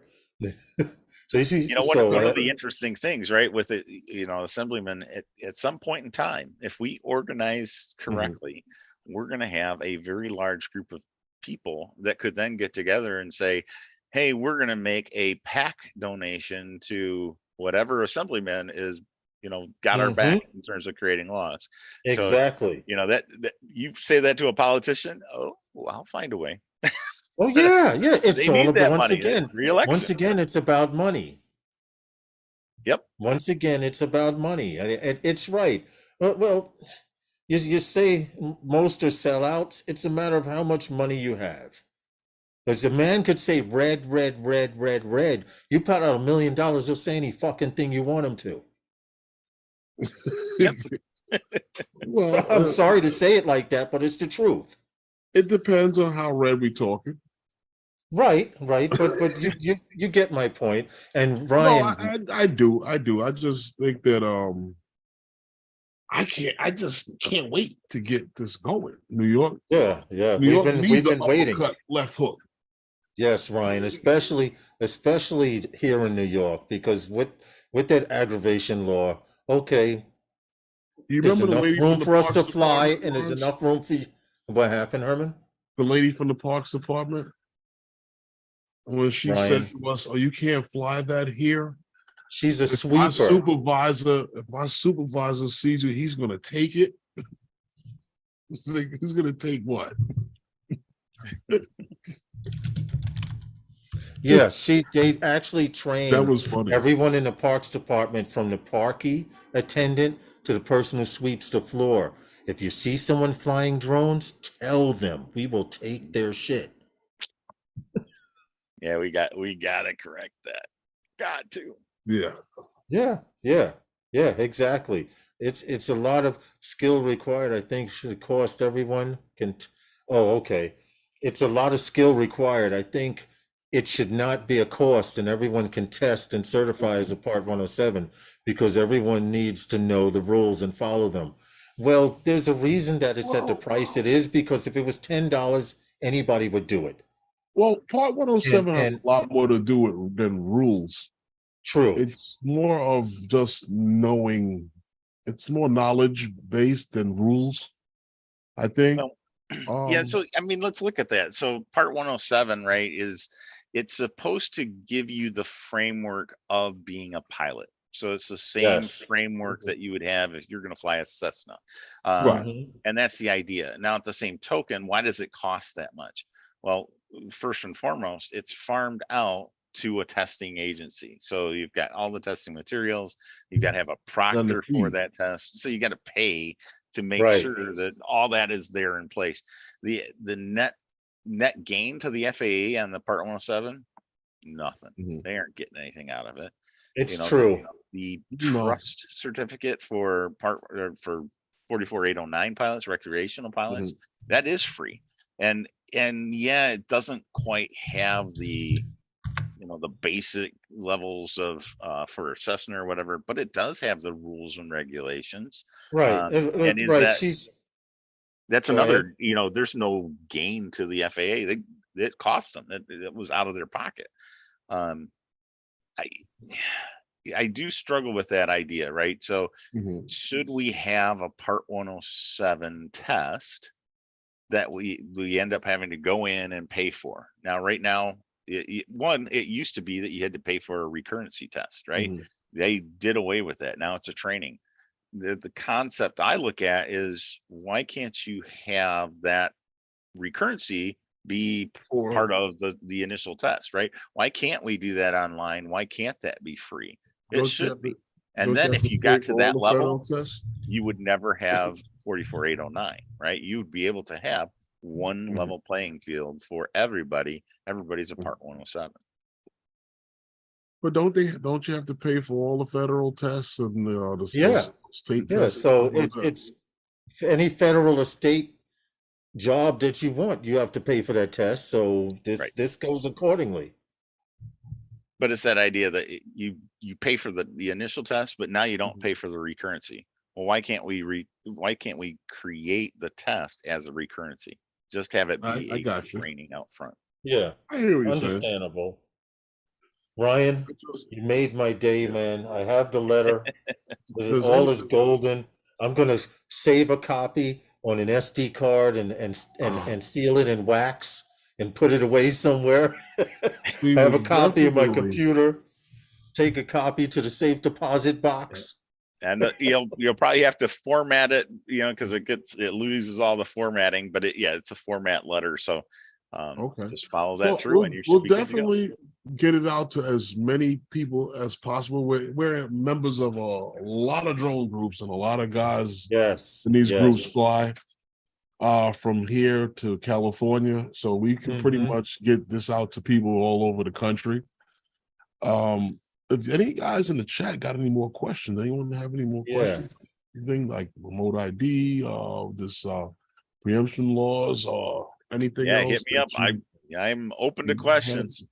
Any questions, guys? Yeah, if you guys have any Drone site. questions out there, keep in mind, Ryan, there's like a 7 to 8 second delay. So Mhm. and I don't have any Jeopardy music to play while we're waiting for a response. But it's My No, let main me thing answer a was question that I got on one of the forums today, right? okay. Somebody asked the question, can you fly commercially without a Part 107? What's your answer? Dun, dun, dun. can you fly commercially Can you fly Without a Part commercially 107? without without a a Part Part Yes. 107? 107? Yes. I'm going to say yes, and only because of personal experience. I had a situation where a pilot, which was a 107 pilot, was not familiar with an area that I was, and he actually hired me to fly for him. Well, I say So yes will based that on work? Will that work, Ryan? I say yes. But you're 107 I'm 107 now, but at the at the time, time. I Okay. was not a Right. 107, but him as a 107 pilot, because of my experience, hired me Okay. to do the job. Well, So on the would that qualify me? Part 107, Lawrence, you know that the remote pilot in command does not have to be the pilot manipulating the sticks. There you go. There it is. That's what I was leading to. So That's yeah, that is, exactly. you're hitting one of them, right? So you can fly as you're a hobbyist, you don't have your 107, you can fly with a Part 107 RPIC over your shoulder, right? So Yes, they are yes. actually the ones that would be Mhm. controlling the drone if there was some type of emergency, blah blah. But yes, as somebody who is not Part 107, you could still fly in that. There is one other occasion, you guys know it. There's one other occasion. Yeah, Really? Really? Hmm. I'm stumping you guys. Should the pilot in command become incapacitated? You have to grab the remote? And this would be where there is no RPIC other than the person flying the drone, and that person is not Part 107. I'm at a Okay. loss. You Explain said this in the one. furtherance of a business, or If because you are that's how with they an like that. institute of higher education. Mhm. So Congress put through in section 350 of the 2018 FMRA to say, Mhm. if you are doing research or development or educational aspects for a higher education, so a university, then you do not have to have a Part 107. You can fly according to recreational rules. So Interesting. you're a professor and you're teaching your class, you do not have to have a Part 107. Or you are, and let's say you're a professor getting paid, it doesn't matter. Or you're a student in that class, you aren't flying for fun, you're trying to get your credit to pass the class. You can fly as a hobbyist, right? Even though it is for furtherance of a business, right? You're trying to pass your class. So that situation also does not require a Part 107. Guys, okay. you know, we could probably go on and on until I pass out from hunger, but it's that time. Is it? And it's funny that you Yes. mentioned that with the whole research thing. You know, that's the way around almost everything. They use that, they were using that as the excuse to still hunt whales. Research. Yeah, it's research. Ryan, it's been fun, man. I've got the Thank you power. for having me on. We I've have got to the have power you here. Now we've got a game plan. Let's run with it. Let's go. We're gonna get this. Downside. We've been asking you what do we need to do, and now we have. Thanks those guys and Ryan, great stream. Guys, in the chat, Lawrence and I will be posting it in many of the drone groups. It's a form letter. You just gotta go in and fill it out to suit you. Print it out. You know, make it to suit you, or copy it somehow, or whatever you got to do to get it. But we will be posting it in many of the groups so guys can get this. But you can send it out to your mayor, your local congressman, your assemblyman, the dog catcher, the bus driver, whoever you got to get to hear you. You send them one, and you make sure that you get the word out to them. And we're going to do the same here in New York. Yes, definitely. Pilots here in New York, we're going to get this out. Yes, Ryan, Lawrence, thank you so much. You guys are something big, a part of this big community and making it bigger. This is awesome. Ryan, thank you, man, so much. Really appreciate you coming on and talking. Happy holidays to you and your family, man. Community. Same to you. Happy holidays to everyone. Yes. Thanks for having me on, and we will see you later. Right. All right, Ryan. Guys, Wednesday night with those guys is sponsored by those guys. Yes. Thank you. Good night, everyone. We appreciate you all. Good night, everyone. Happy holidays to you all. That's all, folks. Good.